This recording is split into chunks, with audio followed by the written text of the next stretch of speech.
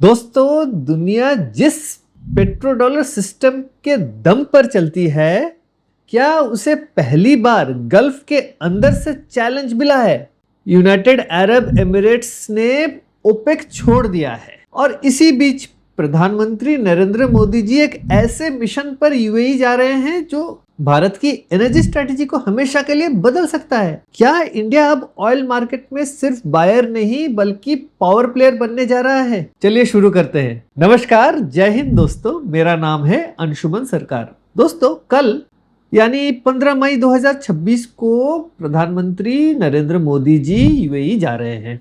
लेकिन रुकिए, ये कोई नॉर्मल डिप्लोमेटिक विजिट नहीं है। देश में टेंशन का माहौल है, स्ट्रेट ऑफ हॉर्मुज ब्लॉक है, ईरान यूएस कॉन्फ्रंट्रेशन बढ़ चुकी है और ये जो आपका ब्रेंट क्रूड ऑयल $105 पार कर गया है।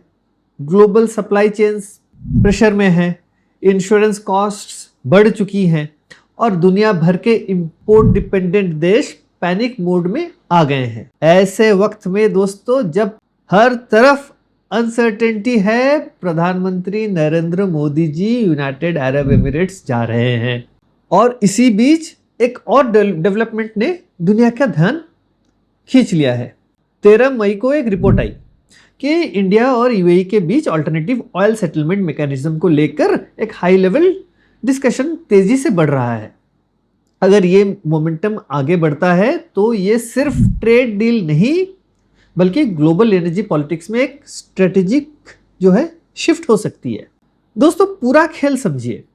1 मई 2026 को एक ऐसी खबर आई जिसने ग्लोबल मार्केट्स में हलचल मचा दिया। यूनाइटेड अरब एमिरेट्स यूएई ने ऑफिशियली क्या किया? ऑफिशियली उसने ओपेक प्लस से अलग होने का फैसला किया। तो 60 साल पुराने इस ऑयल ग्रुपिंग ने जो दशकों तक ग्लोबल ऑयल प्रोडक्शन और प्राइसिंग को ये इन्फ्लुएंस करता था, लेकिन यूएई ने प्रोडक्शन रेस्ट्रिक्शन और इंटरनल एग्रीमेंट्स के बीच अपना अलग स्ट्रेटेजिक रास्ता चुन लिया है। देखिए, वहां पे ओपेक कंट्रीज पे किसको डोमिनेट करता था?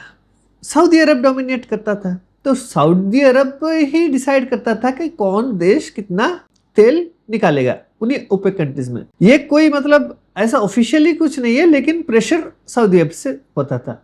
लेकिन यूएई अभी अलग रास्ता क्यों चुना? क्योंकि यूएई जो है अग्रेसिवली अपनी एक्सपोर्ट्स जो है, एनर्जी एक्सपोर्ट्स और लॉन्ग टर्म इकोनॉमिक डाइवर्सिफिकेशन को एक्सपैंड जो है करना चाहता है। और इसी इक्वेशन में इंडिया का इंपॉर्टेंस ड्रामेटिकली यहाँ बढ़ जाता है। देखिए, भारत क्या है? भारत एक रैपिडली ग्रोइंग इकोनॉमी है और stable long term energy consumer के रूप में भारत एक उभर के आया है। तो इसी बीच रिपोर्ट सामने आई कि इंडिया और UAE local currency settlement frameworks और नॉन डॉलर ट्रेड मैकेनिज्म्स पर डिस्कशन कर रहे हैं। ध्यान रखिए दोस्तों, अभी तक कोई फाइनल पब्लिक एग्रीमेंट अनाउंस नहीं हुआ है, लेकिन नॉन डॉलर एनर्जी ट्रेड और रूपी बेस्ड सेटलमेंट मॉडल्स पर डिस्कशन काफी तेजी से बढ़ चुका है। और अगर फ्यूचर में ऐसा मैकेनिज्म एक्सपैंड होता है तो इसका इम्पैक्ट सिर्फ इंडिया यूएई ट्रेड तक सीमित नहीं रहेगा। तो अब ये आम आदमी के लिए ये इसका मतलब क्या है दोस्तों? 1970 के दशक के बाद एक ऐसा सिस्टम हुआ जिसमें क्या हुआ था? उसमें जिसे हम पेट्रो डॉलर सिस्टम कहते हैं। दुनिया का ज्यादातर जो ऑयल ट्रेड डॉलर में सेटल होता था। इसका मतलब क्या है? इसका मतलब यह है कि जो भी देश तेल खरीदता था वो डॉलर में भरपाई करता था। तो इस जो सिस्टम ने दशकों तक अमेरिका को एक एक्स्ट्रा ऑर्डिनरी फाइनेंशियल इन्फ्लुएंस दिया था। अमेरिकन डॉलर हर जगह यूज होगा तो अमेरिका का फायदा। लेकिन अब जो है दुनिया धीरे धीरे ऑल्टरनेटिव्स एक्सप्लोर कर रही है। तो यूएई जैसे गल्फ स्टेट्स अब ट्रेड सेटलमेंट के नए ऑप्शंस देख रहे हैं, इंक्लूडिंग लोकल करेंसीज। लेकिन एक बात समझना बहुत जरूरी है, वो क्या है कि डॉलर सिस्टम अभी भी दुनिया का डोमिनेंट फाइनेंशियल स्ट्रक्चर है। ये तो ओवरनाइट रिवॉल्यूशन नहीं है, लेकिन अगर gulf countries gradually alternative systems adopt करते हैं तो ग्लोबल एनर्जी जो पॉलिटिक्स जरूर बदल सकती है। और सिर्फ इंडिया ही नहीं, मैं तो बोलूंगा कि चाइना भी yuan based oil trade aggressively push कर रहा है। गल्फ कंट्रीज अब अमेरिका, चाइना, इंडिया के बीच स्ट्रेटेजिक बैलेंसिंग कर रहे हैं। देखिए, सबसे बड़े कंज्यूमर्स यही 3 देश है। तो गल्फ कंट्रीज तो ये इनको बैलेंसिंग स्ट्रेटजी करना पड़ेगा। इसीलिए यूएई का ओपेक से अलग होना सिर्फ ऑयल की कहानी नहीं है, ये ग्लोबल पावर बैलेंस की कहानी भी हो सकती है। लेकिन दोस्तों, पर्दे के पीछे और एक इंटरेस्टिंग डेवलपमेंट है। वो क्या हुआ है?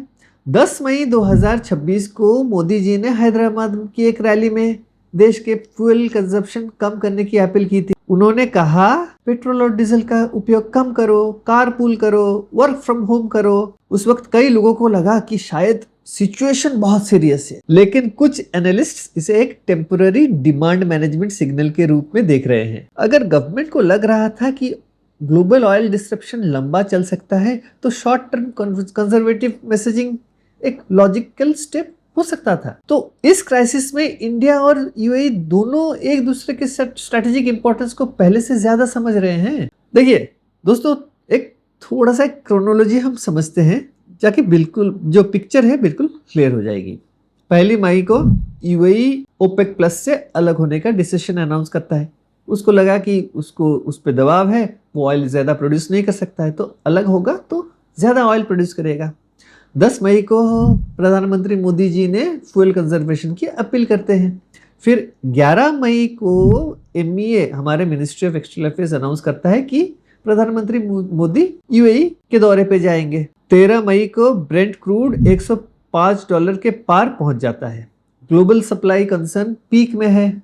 अब बीते कल 13 मई के शाम रिपोर्ट सामने आती है कि India UAE non dollar oil settlements पर डिस्कशंस जो है उनको फास्ट ट्रैक मोड में वो कर रहे हैं। अब सोचिए, अगर इंडिया को आपका settlement flexibility, long term supply assurance या प्रेफरेंशियल अरेंजमेंट्स मिलते हैं, तो भारत को ऑयल प्राइस वोलेटिलिटी और डॉलर प्रेशर से कुछ हद तक प्रोटेक्शन मिल सकता है। लेकिन एक्सपर्ट्स ये भी कहते हैं कि oil markets completely geopolitical driven होता है, तो इसीलिए कोई भी जो अरेंजमेंट परमानेंट गारंटी नहीं होता है। दोस्तों, जब तक आप ये वीडियो देख रहे होंगे या देखेंगे, हो सकता है कि पीएम मोदी अबू धाबी के लिए निकल चुके होंगे या अबू धाबी पहुंच चुके होंगे। लेकिन असली सवाल ये नहीं है कि पेट्रोल सस्ता होगा या महंगा। असली सवाल ये है कि क्या दुनिया एक नए एनर्जी ऑर्डर की तरफ बढ़ रही है। इस डेवलपमेंट को गल्फ पावर बैलेंस या डी डॉलराइजेशन डिबेट और ग्लोबल एनर्जी डिप्लोमेसी के पर्सपेक्टिव से बहुत क्लोजली देखा जा रहा है। अगर भारत और यूएई फ्रेमवर्क सक्सेसफुल होती है, तो फ्यूचर में दूसरे कंट्रीज, जो दूसरे देश भी ऑल्टरनेटिव जो सेटलमेंट मैकेनिज्म एक्सप्लोर कर सकते हैं। जैसे कि आप ईरान हो सकता है, फिर चाइना, ब्राज़ील, रशिया, ये है। और शायद इसीलिए इंडिया अब सिर्फ एक पैसिव एनर्जी बायर नहीं, बल्कि एक स्ट्रेटेजिक नेगोशिएटर के रूप में उभर रहा है। तो ये सिर्फ ऑयल की कहानी नहीं है, ये 21वीं सदी का एक नए पावर स्ट्रक्चर की शुरुआत हो सकती है दोस्तों, जहां एनर्जी, करेंसी और जियोपॉलिटिक्स एक साथ रीडिफाइन होंगे। आपको क्या लगता है, क्या यूएई का ओपेक से अलग होना इंडिया के लिए एक स्ट्रेटेजिक अपॉर्चुनिटी बन सकता है? कमेंट्स करके अपनी राय जरूर दें। तो इसी के साथ मैं इस वीडियो को यही समाप्त करता हूं। अगर आपको वीडियो अच्छा लगा है तो वीडियो को जरूर लाइक करें, दोस्तों के साथ शेयर करना ना भूलें, चैनल को सब्सक्राइब भी जरूर कीजिएगा। मिलते हैं एक अगले वीडियो में। जय हिंद, नमस्कार।